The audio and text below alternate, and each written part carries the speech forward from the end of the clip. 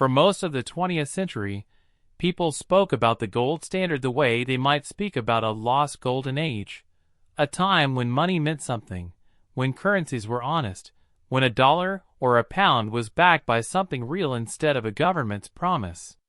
It sounds like the opposite of manipulation. A system built on a physical, finite metal that no politician could simply print more of. But look closely at who actually controlled the gold, who got to decide the rules of the system, and who paid the price whenever the system came under strain, and a very different picture emerges. The gold standard wasn't a neutral referee sitting above politics. It was one of the most effective tools of global economic control ever built, and the countries that understood how to use it quietly shaped the fate of nations that never fully realized they'd lost control of their own economies at all. Welcome to the Financial Historian, where money, power, and history collide, and nothing is ever as simple as it looks. The gold standard, as most people picture it, currencies directly convertible into a fixed weight of gold, became the dominant international system in the second half of the 19th century, spreading from Britain across Europe, the Americas, and eventually much of the colonized world. On the surface, the appeal was obvious: a shared, stable, universally recognized measure of value that made international trade dramatically simpler, because everyone was, in theory, speaking the same monetary language. But notice who wrote that language first. Britain formally adopted the gold standard in 1821, decades ahead of most of its major trading partners, at a moment when the British Empire already controlled an enormous share of global trade, shipping, and finance. By the time other nations adopted gold as their standard, they weren't joining a neutral system so much as joining a system built around London, with the Bank of England functioning as its de facto central authority. The City of London became the undisputed hub through which the world's gold-backed trade and lending flowed, which meant British financial institutions had privileged, early access to information, credit terms, and influence that later adopters of the gold standard simply couldn't match. This is the first, easily overlooked layer of control. Being first to set a global rule isn't a neutral advantage. It's a permanent head start, and every nation that joined the system afterward was, in a very real sense, agreeing to play a game whose rules had already been written by someone else's central bank. Here's where the gold standard's more coercive nature becomes clear, because the system imposed what economists later came to call the rules of the game, automatic adjustments that were supposed to keep every country's economy in balance. In theory, it worked elegantly. If a country imported more than it exported, gold would flow out of its reserves to pay for the difference. Less gold backing the currency meant the money supply had to contract, which was supposed to lower prices and wages until the country's exports became cheap enough to become competitive again, pulling gold back in. It was an automatic stabilizer, requiring no committee, no negotiation, no political decision at all.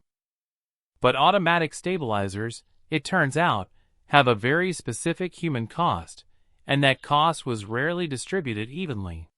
When a country needed to contract its money supply to keep its gold reserves intact, that contraction meant falling wages, rising unemployment, and often genuine economic hardship for ordinary workers and farmers, while the bondholders and creditors who had lent money to that country continued receiving their interest payments in full, undiminished value, exactly as promised. The gold standard was, structurally, a system that consistently protected the interests of creditors over debtors, of established financial centers over developing economies, and it did so automatically, without any single person needing to make a visibly unfair decision. The mechanism itself did the enforcing. This is a crucial distinction from currency debasement or overt colonial taxation, which at least required someone, somewhere, to make an active, visible choice to extract value. The gold standard's discipline felt impersonal, almost like a law of physics rather than a political arrangement, which made it enormously difficult for anyone suffering under it to identify exactly who, or what, to hold accountable. If the gold standard's discipline fell unevenly on ordinary citizens within wealthy nations, it fell with even greater force on colonized territories and smaller, less industrialized economies drawn into the system, often not entirely by their own choice.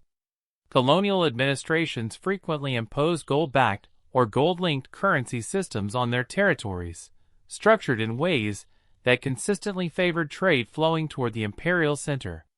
A colony's currency might be pegged rigidly to the colonizing power's own gold-backed currency, meaning the colony had essentially no independent monetary policy of its own, no ability to adjust its money supply in response to local economic conditions, because doing so risked breaking the peg and disrupting trade with, and investment from, the imperial center it depended on.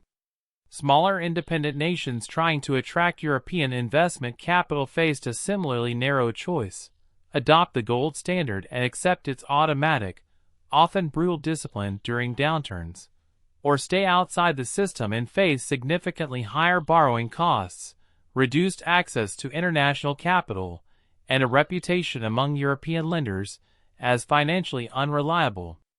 This wasn't usually framed as coercion. It was framed as a rational economic choice freely made by sovereign governments. But when the realistic alternative to choosing a system is being effectively frozen out of the global capital markets that every other developing economy depends on, the word choice starts to feel considerably less voluntary than it appears in the official history.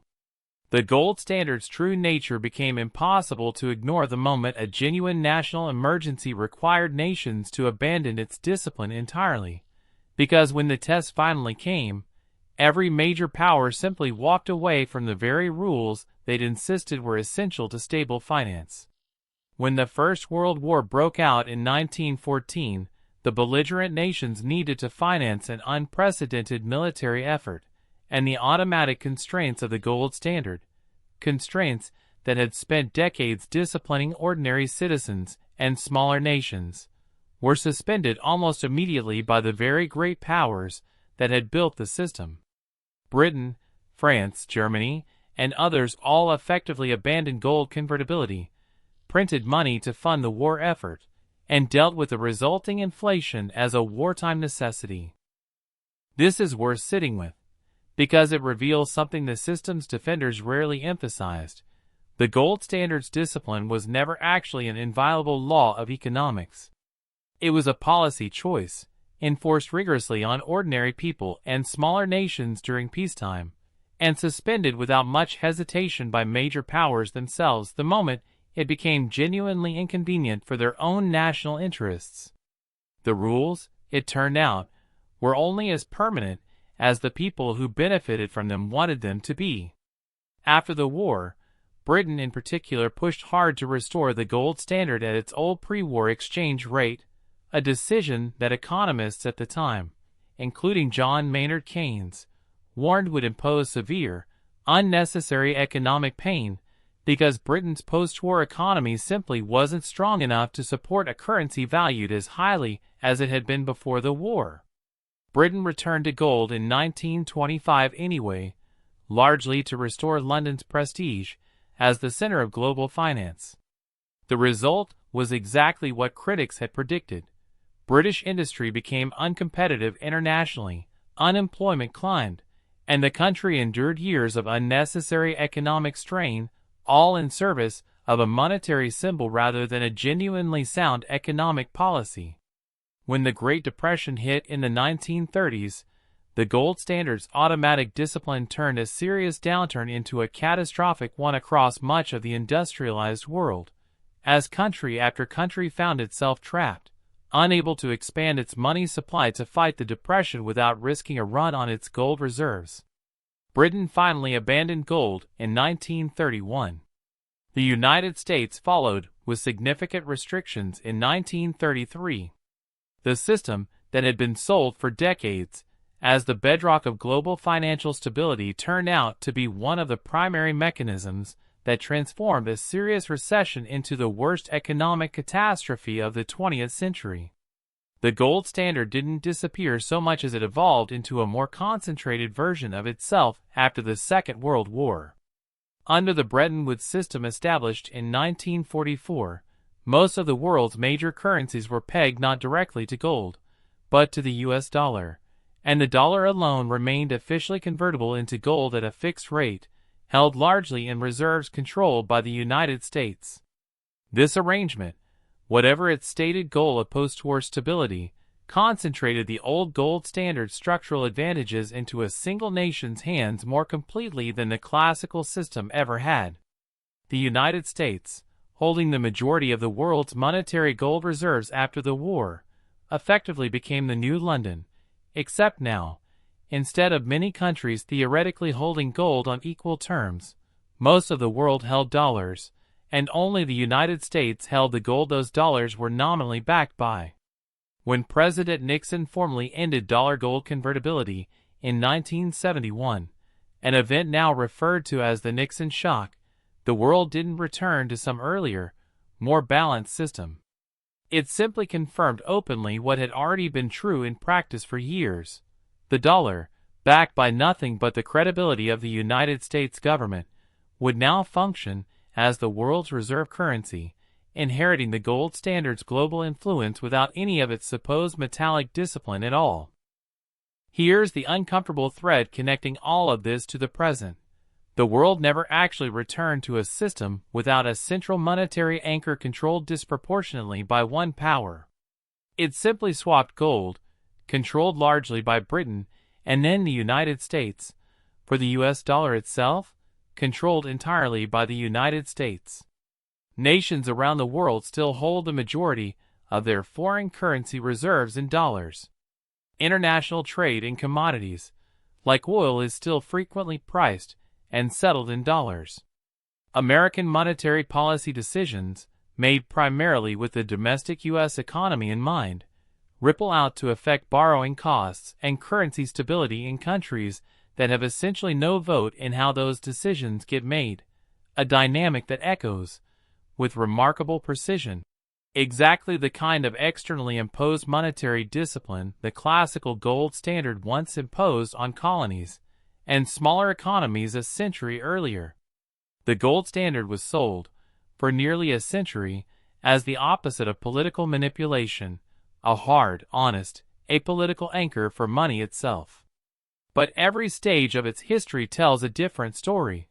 A system designed first around one empire's advantages, enforced with real human cost that fell overwhelmingly on the economically weaker parties within it, abandoned instantly by its architects the moment it became inconvenient for them, and ultimately reborn as an even more concentrated version of itself, with a single dominant currency inheriting all the old system's global leverage, while shedding its inconvenient constraints entirely.